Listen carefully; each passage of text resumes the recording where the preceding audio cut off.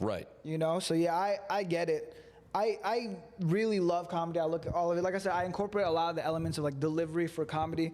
I was looking at some of the science behind it, like why people laugh. And it's interesting. You know, the reason people laugh, it's because their brain doesn't know how to process information. So like my wife is upstairs closing a door. Oh, the plane's flying over. Yeah, we're so close to the planes flying over us. So we just Right. No, the people laugh because the brain doesn't process information correctly. So when someone says something and you don't expect it, it's like an unexpected thing. It gets you to like chuckle because your brain's like, what the fuck? Like, I don't understand. And it's like laugh. It's like a nervousness response. That's why some people, when they get nervous, they laugh. They have like a nervous laugh.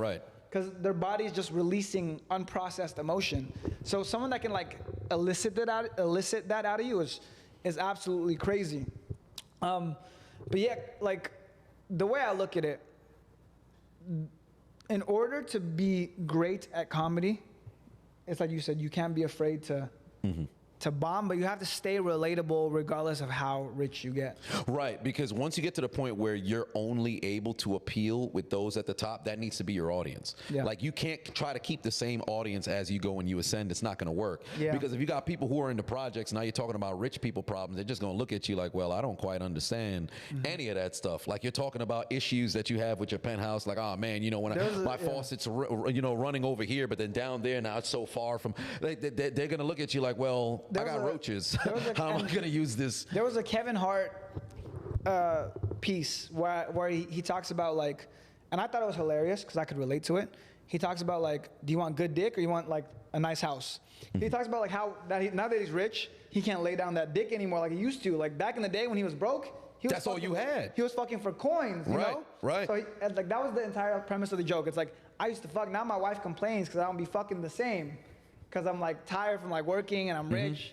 So it's like, what, you want good dick or you want like a nice house? Right. You want a big house or good dick? And then like he talks about like, I'll give you one day a month with like good dick. And I laughed because I was like, this is funny because I can relate to this. So you got to remind it, hey, listen now, you know what's going on. I could relate to this, so I thought it was hilarious because like, I be feeling the same exact way. I've showed it to like 10, 20 people. They're kind of like, meh.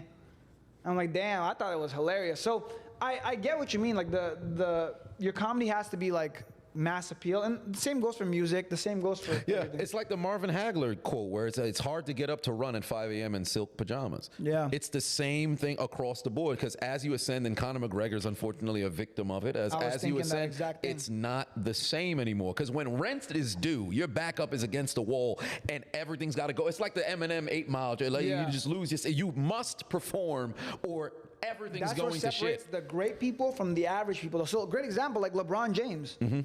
How does this motherfucker, he got $1 billion and he's still putting in all that work for what? Right. But that's what makes him great. You look at somebody like this is an effect across the league, but Jordan Poole got a max contract.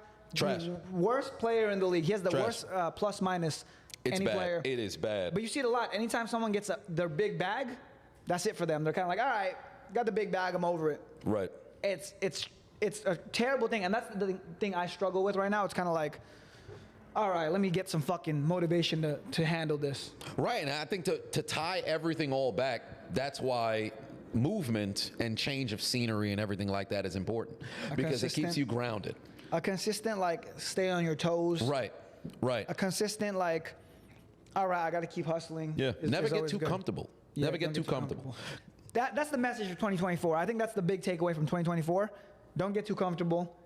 This got to be the year. Something about a new year, new place, new baby, new wife. Like for me, I'm like, man, I got to fucking go crazy. Right. Because it's a new era of my life. So wherever these people are, I don't know who's watching, whether you're watching from home, on your phone, on a drive, this got to be your fucking year. And like, I hate, because it's a meme now that everyone says that, but like, it could change fucking fast. New year, new overnight. me, all this other stuff. And I always implore people, do something, challenge yourself have something on a small scale that you do every single day and track it.